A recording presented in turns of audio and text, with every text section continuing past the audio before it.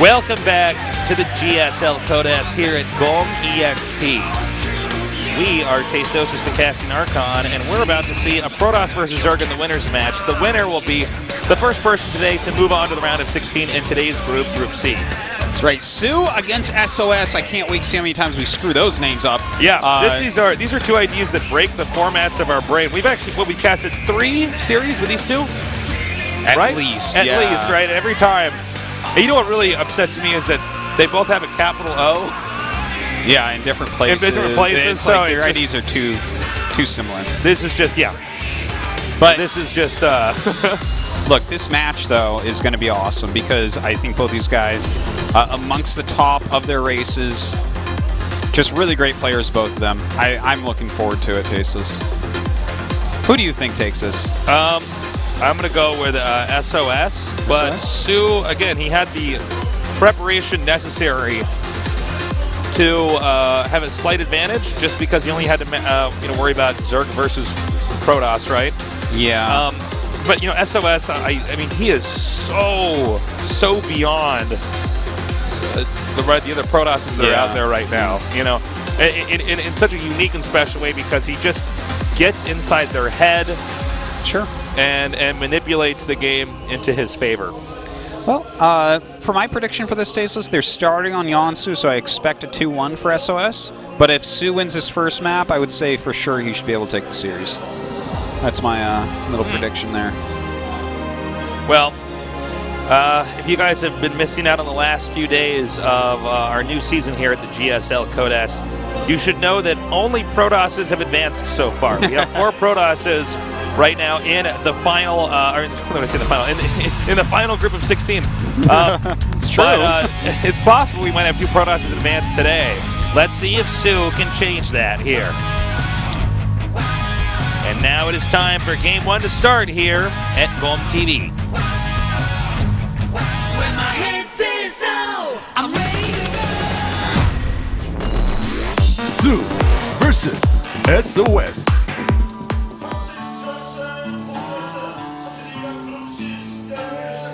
All right, we got our game underway here.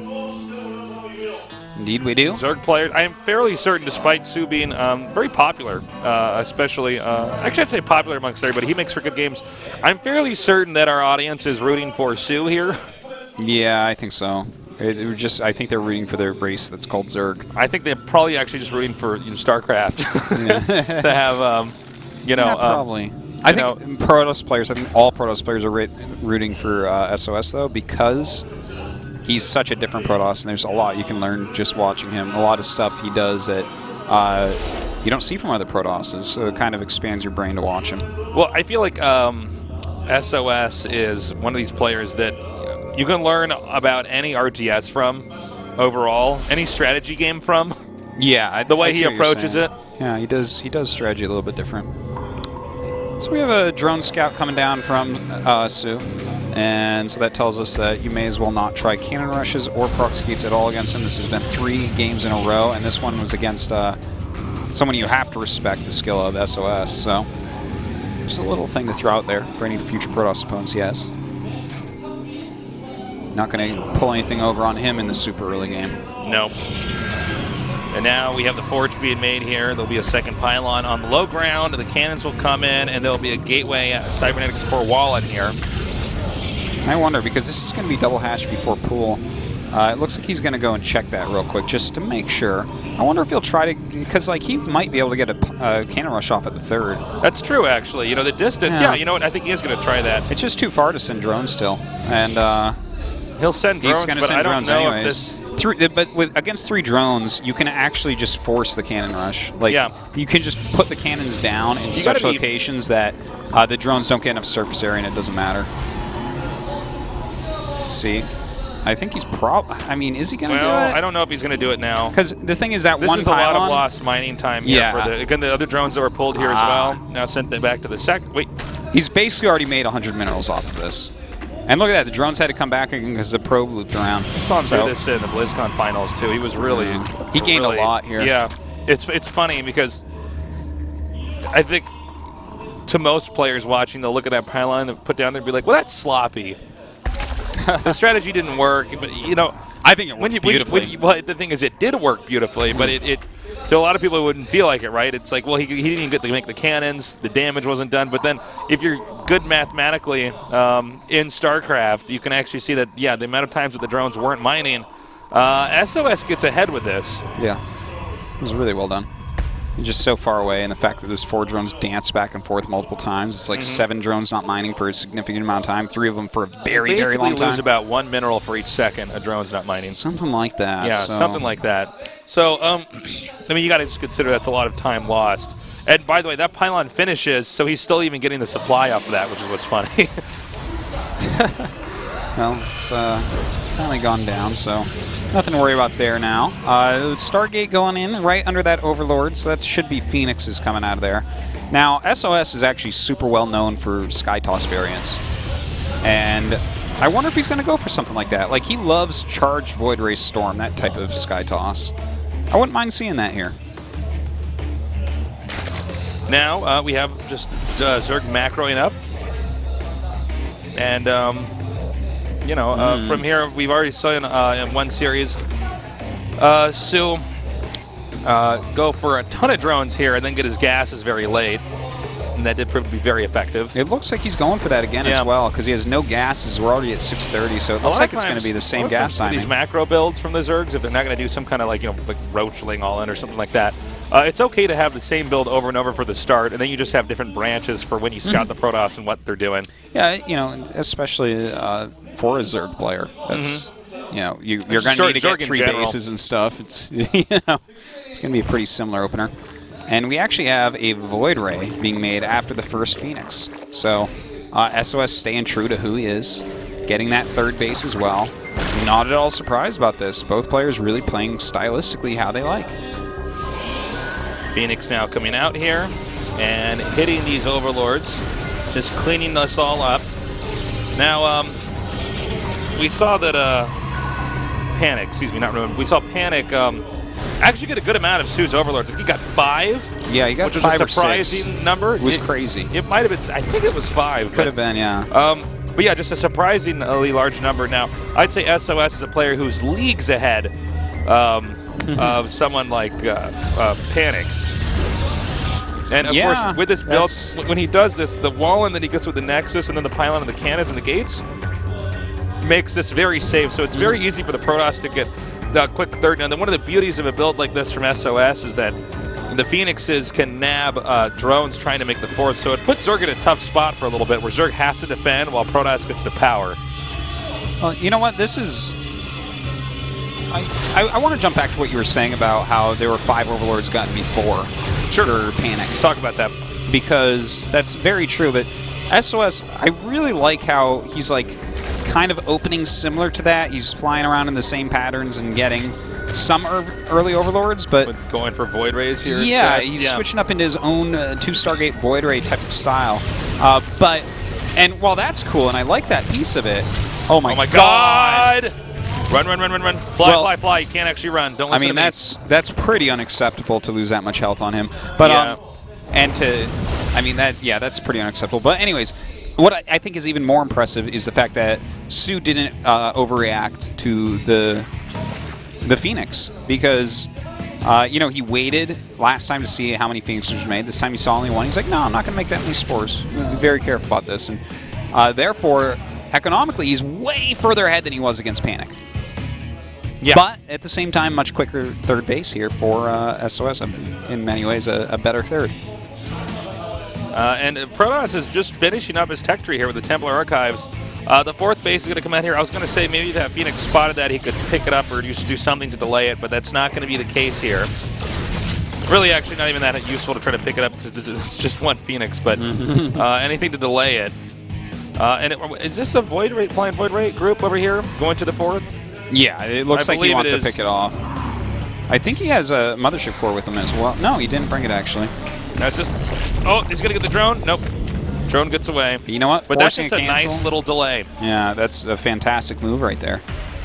Now, we see once again Sue is going to that exact same style. Double Zergling upgrades into a bunch of Swarm hosts. Oh my god, might he get a second cancel? That's really nice. Oh my god. That's really good. SOS. Or, yeah, SOS. IDs, man. Yeah.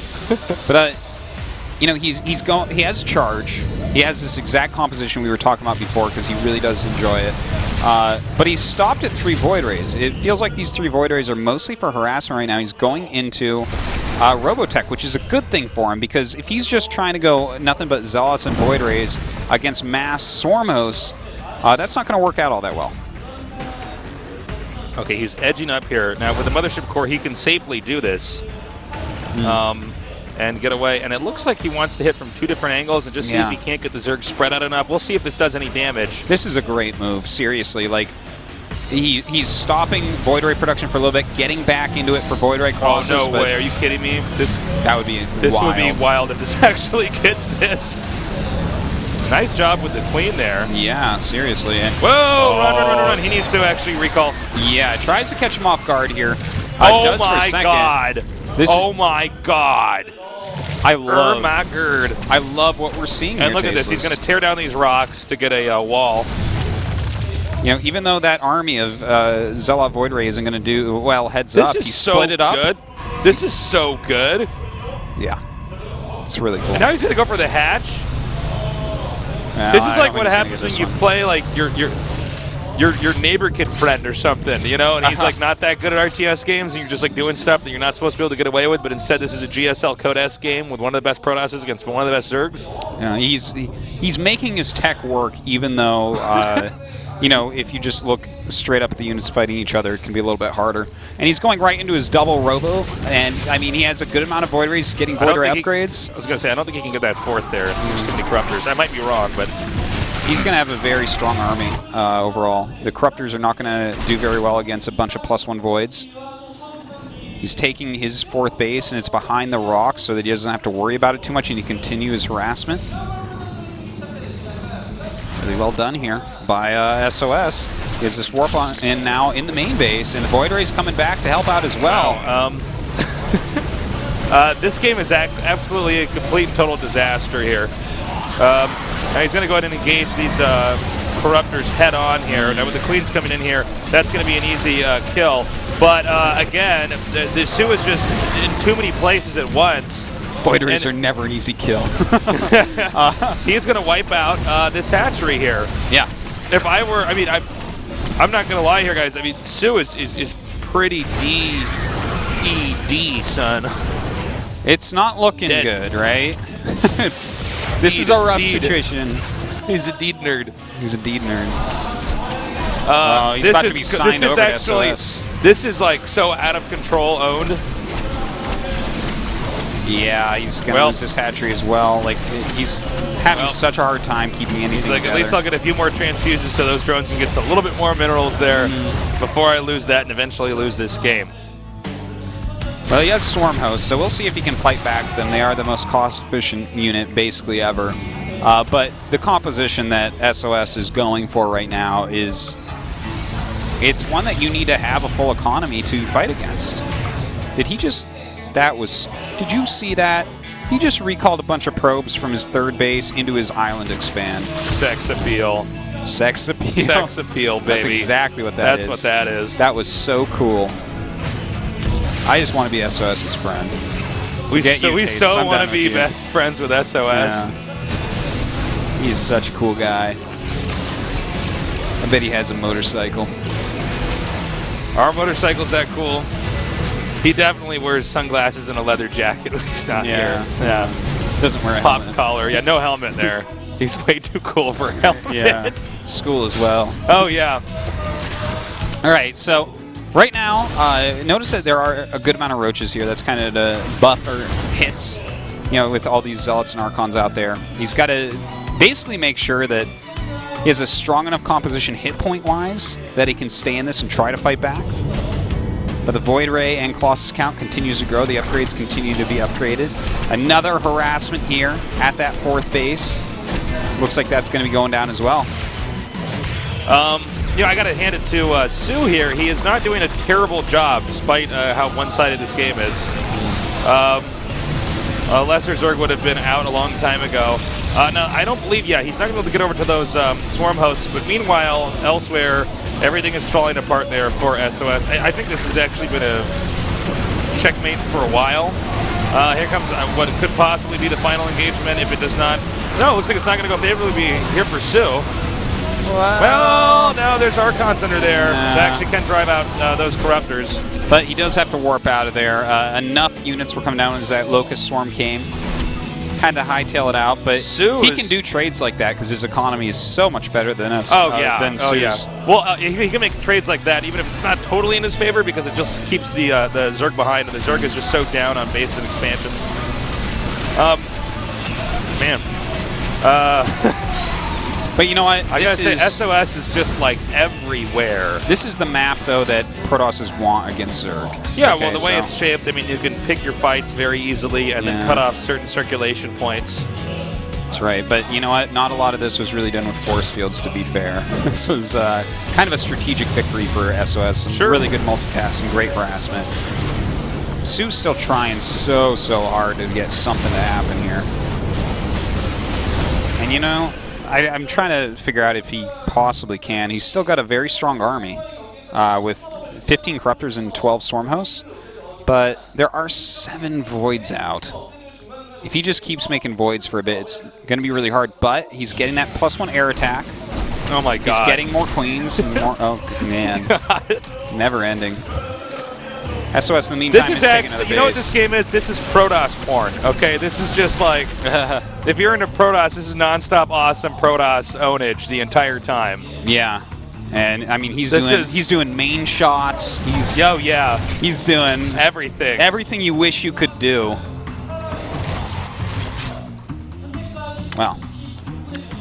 Well. All right, so. I think we have a game that the Zerg can't recover from.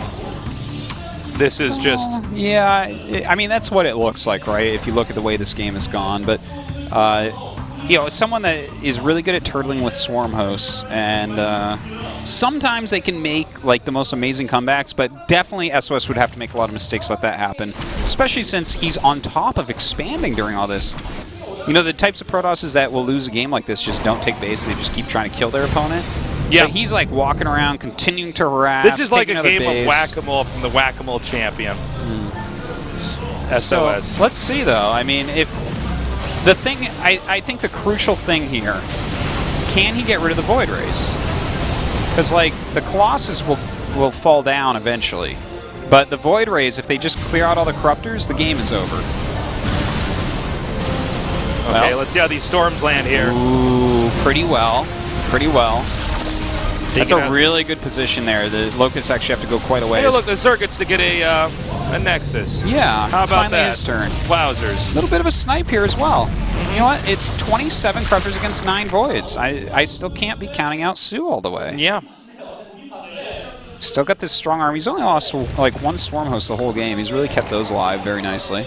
Well, I think if he lost a group of Swarm Hosts, the game would have ended very quickly. Yeah, that's for sure. As it almost always does when that happens. I mean, the Swarm Host, when you lose that, you lose like the anchor that's allowing you to control the map, the game. Yeah, they take a while to actually earn their value back, so you have to keep them alive. All right, now we might have a head-on engagement here. Now the Archons in the front. Yeah. They could target down. Oh man, with a splash and Psystorm. Archon Storm against Corruptors is like really strong. Very well done there by SOS. GG. Damn. And Sue has to tap out, but you know what? Sue did very well that game. He did, considering what happened to him. He got ravaged and then still fought back. But good play by SOS. I loved how he took that tech route that he's so good at and used it a little bit different than what we're used to seeing. Against like a normal like Roach Hydra type play, you don't split up against that. Well, I guess old normal. You don't split up against something like that. Like you kind of keep the whole army together. But against that, he split it up, hit multiple spots, got a lot of harassment done. Went very well for him. I'm not counting Sue out of this yet, though. There's definitely a possibility you can come back. I'm not counting Sue out of this group, but I am counting him out against SOS. I think SOS is actually so good. He is very good. Staying hydrated there, man. That was, what, 4 gulps of water? Yeah, that's a lot of water.